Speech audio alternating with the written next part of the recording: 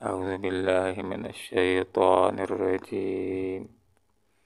بسم الله الرحمن الرحيم.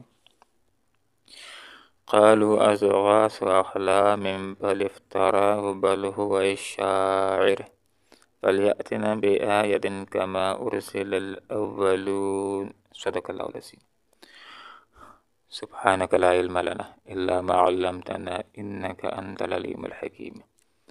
بل کے قالون نے کہا اضغاث پراگندہ، احلام خواب ہیں، بل کی افطرا ہو اس نے کر لیا اس کو، بل کہ ہوا یہ شاعر ہے، فلیاتنا پس لے آیا ہمارے پاس بھی آیتن کچھ معجزہ، کما جیسے ارسلا بھیجے گئے معجزات کے ساتھ الاولون پہلے رسول۔ ہر دور کے جو اسلام مخالف لوگ ہیں ان کی تحقیق تقریباً ایک جیسی ہے۔ آپ صلی اللہ علیہ وسلم کے دور کے اندر جو مخالفین کی تحقیق تھی وہ یہی تھی کہ جو مخالف تھے محسوس کر رہے تھے کہ اسلام غالب ہوتا جا رہا ہے، مضبوط ہوتا جا رہا ہے، اس کے افراد کے اندر اضافہ ہوتا چلا جا رہا ہے، تو آخر اس کے اندر اضافہ کیوں ہو رہا ہے؟ لوگ اسلام سے متاثر کیوں ہو رہے ہیں؟ اسلام قبول کرنے کے حوالے سے کیوں غور کر رہے ہیں؟ تو تحقیق سے ان کے سامنے نتیجہ یہی آیا کہ دو چیزیں ہیں جن سے لوگ متاثر ہوتے ہیں اور اسلام کو قبول کرتے ہیں۔ اگر اسلام غالب آ جاتا ہے تو دوسری جو جماعتیں ہیں وہ تو ملیہ میٹ ہو کر کے رہ جائیں گی، دوسری جماعتوں کی تو دکانیں بند ہو کر کے رہ جائیں گی اگر اسلام غالب ہو گیا۔ اور اسلام سے لوگ، ان کی تحقیق یہ تھی کہ دو چیزوں کی وجہ سے متاثر ہوتے ہیں۔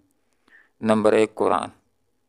جو بندہ بھی معتدل ذہن کے ساتھ قرآن کے اوپر غور کرتا ہے تو متاثر ہوئے بغیر نہیں رہ سکتا، اور جو بھی آپ صلی اللہ علیہ وسلم کے قریب آتا ہے آپ کی شخصیت کا گرویدہ ہو جاتا ہے۔ حتیٰ کہ ماں باپ کو چھوڑنے کے لیے تو تیار ہو سکتے ہیں، لیکن پھر آپ صلی اللہ علیہ وسلم کے گھر کو چھوڑنے کے لیے تیار نہیں ہوتے، جیسے کہ حضرت زید بن حارثہ رضی اللہ عنہ کا واقعہ ہے۔ آپ صلی اللہ علیہ وسلم کی غلامی کو آزادی کے اوپر ترجیح دیتے ہیں۔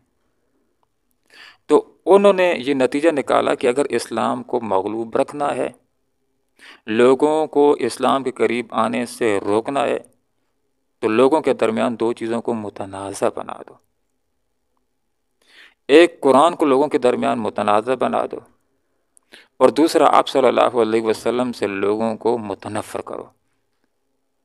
جب قرآن سے لوگ متنفر ہوں گے اور محمد سے لوگ متنفر ہوں گے تو اسلام کے قریب نہیں آئیں گے۔ جب اسلام کے قریب نہیں آئیں گے تو اسلام مضبوط نہیں ہوگا، غالب نہیں ہوگا۔ اب پھر انہوں نے جس وقت یہ نتیجہ نکالا تو پھر کیا کہا؟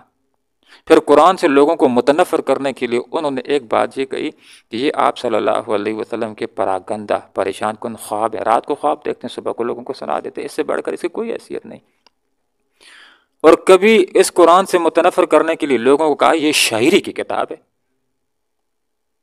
اور کبھی قرآن سے متنفر کرنے کے لیے کہا کہ من گڑت کتابیں خود لکھیے اور اللہ کی طرف اس کا وزن بڑھانے کے لیے اللہ کی طرف منسوب کر دیے، خود لکھیے۔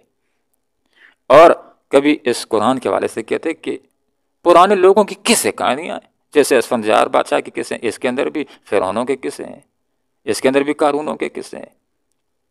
اور کبھی اس کتاب کے حوالے سے کہا کہ جادوگری کی کتاب ہے۔ اس طرح کہہ کر کے لوگوں کو اس قرآن سے متنفر کرنے کی کوشش کی کہ کوئی اس کے قریب نہ آئے۔ واقعہ مشہور ہے کہ دوست قبیلے کا سردار آدمی تھا، طفیل بن عمر اس کا نام تھا، مکہ کو آتا ہے تو پہنچ کے اس کے پاس اس کے کان بھرے کہ فلاں شخص سے اس کے قریب نہیں جانا ہے۔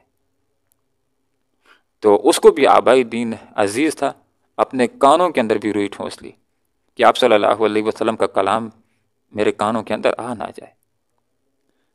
لیکن پھر یہ اپنے آپ کو بیٹھ کر کے ملامت بھی کرتا ہے کہ اے طفیل، تو شاعر ہے، سمجھدار آدمی ہے، اپنے قبیلے کا سردار ہے، اس کی بات کو سن لینے میں حرج ہی کیا ہے؟ اگر اچھی بات ہوئی تو قبول کر لیں گے، اور بری بات ہو تو اے طفیل تم سے کون منوا سکتا ہے؟ تو کوئی کمزور آدمی نہیں ہے کہ جبراً کوئی تیرے اوپر بات منوا لے گا۔ اپنے آپ کو ملامت کی، اور آپ صلی اللہ علیہ وسلم کے ساتھ ملاقات کرنے کے لیے چلے گئے۔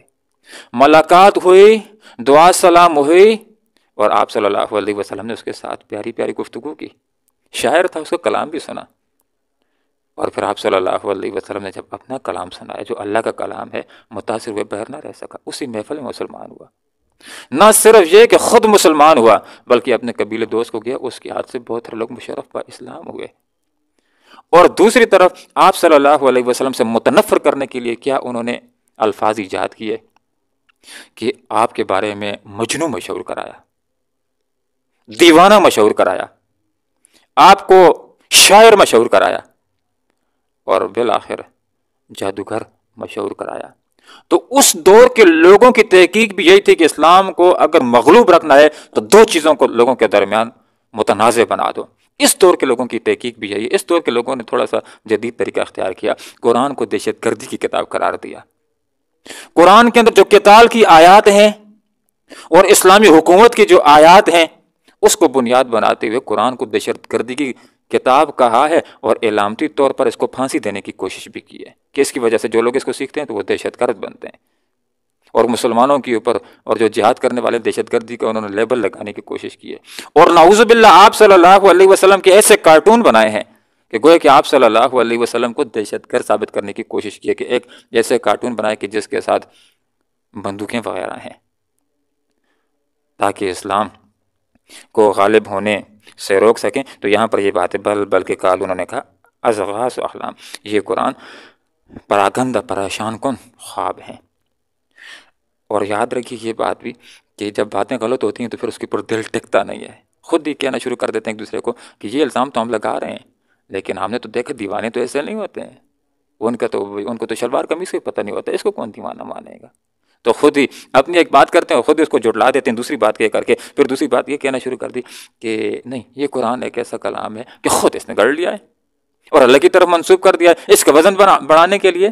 تو پھر ایسے لوگوں کو چیلنج بھی کیا گیا کہ تم بھی عربی ہو، عربی دان ہو، ایسا بنا کر کے دکھا دو، نہ کر سکے 10 صورتیں بنا کر دکھا دو، نہ کر سکے ایک صورت بنا کر کے دکھا دو، نہیں کر سکے تو لوگوں تمہارا فائدہ اسی میں ہے کہ اس کو اللہ کا کلام تسلیم کر لو، بل ہوا شاعر، پر کہنا شروع کر دیا کہ آپ صلی اللہ علیہ وسلم شاعر ہیں، اور یہ جو کتاب ہے یہ شاعری کی کتاب ہے۔ تو لوگوں کو یہ بات سمجھائی گئی کہ شاعری کی باتیں ایسی ہوتی ہیں۔